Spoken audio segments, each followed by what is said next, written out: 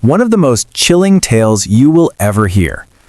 Today, we are diving into the dark, mysterious history of Poveglia Island, a place so terrifying that it has earned a reputation as one of the most haunted locations on Earth. Nestled just off the coast of Venice, Italy, this island is not just a piece of land, it's a graveyard, a sanctuary for the tormented souls of the past, and a place where the living and the dead are forever entwined. Our story begins in the 14th century, when the Black Death swept through Europe like a plague of locusts, killing millions. In a desperate attempt to prevent the disease from spreading, the authorities in Venice made the grim decision to use Poveglia Island as a quarantine station. It was here that ships filled with infected passengers were sent to die. Entire families, many of them still alive, were brought to the island, abandoned to face the suffering and death that awaited them. As the plague raged on, the island became a mass grave, its soil filled with the bodies of the dead, some of whom were not even allowed to rest in peace. In fact, it's said that more than 160,000 people died on Poveglia, their souls forever tied to the island. The air there even today is thick with the energy of those lost lives, their suffering never fully acknowledged or laid to rest. But the horror didn't end there. In the late 18th century, a mental asylum was constructed on the island, adding another layer of misery to its already horrific history. The asylum became home to those who were deemed mentally ill, though many of them were in perfectly good health. The patients were often subjected to cruel treatments, including lobotomies and other horrific procedures performed by a doctor whose methods were nothing short of sadistic. Legend has it that this doctor, driven mad by the spirits of the island and the horrific things he had done, eventually succumbed to his own insanity. In a final act of despair, he leapt from the asylum's bell tower, ending his life. But, as many who have visited the island claim, his ghost never left. It's said that the doctor's spirit still wanders the ruins of the asylum, his tormented soul bound to the island forever. Today, Poveglia Island remains abandoned, a haunting reminder of its dark past. The asylum's crumbling walls still stand, and the bell tower, once a symbol of life, now serves as a dark sentinel to the suffering that took place within. The island is overgrown with wild vegetation, yet its history is written in every broken stone and decaying building. And although it is off limits to the public, there are those who have dared to visit, and those who have never returned the same. Over the years, countless reports have emerged from people who have visited Poveglia. Some claim to have heard unexplained voices.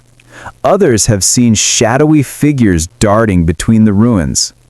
Some visitors have even described feeling as though they were being pushed, as though invisible hands were trying to force them off the island.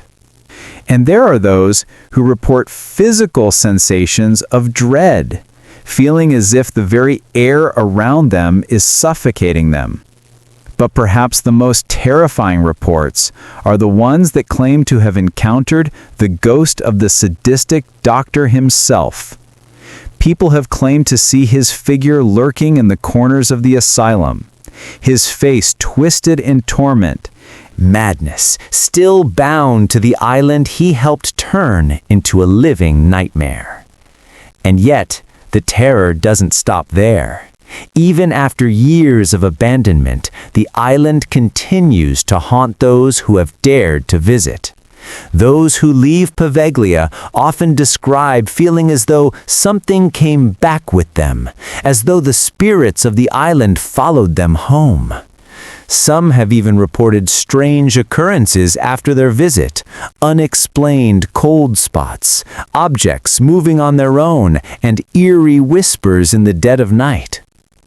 You see, Poveglia is no ordinary island. It is a place where the boundary between life and death is so thin, it seems to vanish entirely. The spirits of those who perished here, the sick, the dying, the tortured, have never truly left. And it is said that once you step on to Poveglia, part of you stays behind, a part of your soul forever bound to the island's tragic history. So, what do you think? Is Poveglia really haunted by the restless spirits of the dead? Or is it merely the product of fear, myth, and superstition? The truth, my friends, may never be known. But one thing is certain: this island, with its dark history, will forever remain a place of terror, mystery, and despair. A house that became the battleground between the living and the dead. But what makes this story different from all the others? Well, this one isn't just an urban legend or some twisted tale. This is real. The Smurl family's nightmare became so terrifying that it attracted the attention of paranormal investigators, and even Ed and Lorraine Warren, the famous demonologists, were called in to face the horrors inside. What they encountered would change their lives forever. It was 1973 when the Smurl family, Jack, Janet, and their 2 daughters moved into a quiet, modest home on Chase Street in West Pittston. They had no idea that they were walking into a nightmare. The house, though old, was charming. Located in a peaceful neighborhood, it seemed like the perfect place to settle down. But soon after they moved in, strange things began to happen. At first it was subtle, just odd noises, the strange humming sound that seemed to come from nowhere. The walls would creak, the air would grow cold out of nowhere, and doors would open and close on their own.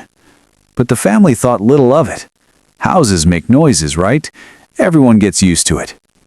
But when the disturbing events escalated, they realized they were dealing with something much more sinister. One night, Janet was alone in the house when she suddenly heard someone whispering her name. Softly at first, but then it grew louder and more demanding. It wasn't her husband. It wasn't anyone she knew. The voice was cold and menacing. In the silence of the house, it felt like the walls were closing in on her. And that wasn't the only thing. She began to notice shadows moving in the corners of her eyes, shapes that didn't quite belong. A dark figure standing at the foot of her bed at night, staring at her without blinking. But when she would turn to look, the figure would vanish. The house wasn't just old, it was alive, and it was hungry. The presence in the house grew stronger. It wasn't content with mere whispers. One day, Jack found himself walking through the kitchen when a strange, invisible force knocked him over. He crashed to the floor, unable to move as if an invisible force was holding him down. The family tried to laugh it off, tried to ignore it, but deep down, they knew something was terribly wrong. Then came the night that changed everything. Janet and Jack were sitting in the living room when the lights flickered and a sudden chill filled the room. A foul odor, like rotting flesh, filled the air. The house seemed to grow darker. And then they saw it. The entity that had been tormenting them revealed itself fully for the first time. It was a dark, shadowy figure, large, towering over them. Its eyes glowed red, its presence suffocating. Janet tried to scream, but her voice was lost. Jack grabbed her arm, trying to pull her away, but it was as if the air itself was holding them in place. The figure stepped forward, and in that moment they realized this was no ordinary ghost. This was something much worse. Over the next few weeks, things only got worse. Objects were thrown across the room, pictures flew off the walls. The family began to experience violent physical attacks.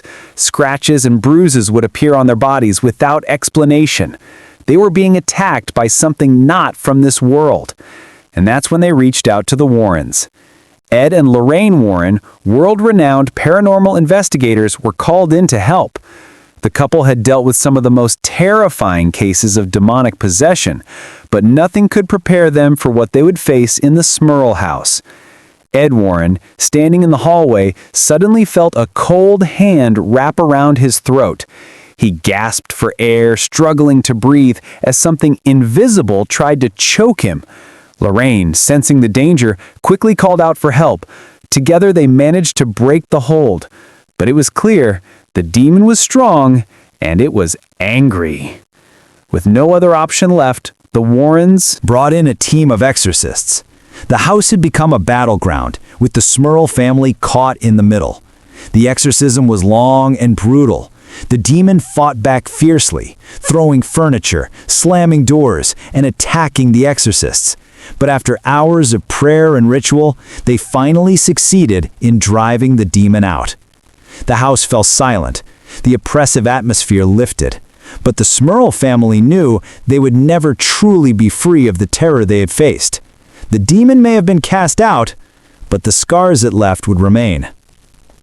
The Smurl house is no longer inhabited by the family.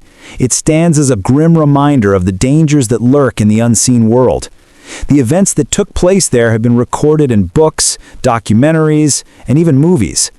But the true horror remains with those who lived through it. The Smurl family may have survived, but their lives were forever changed. So remember this: some houses should never be lived in.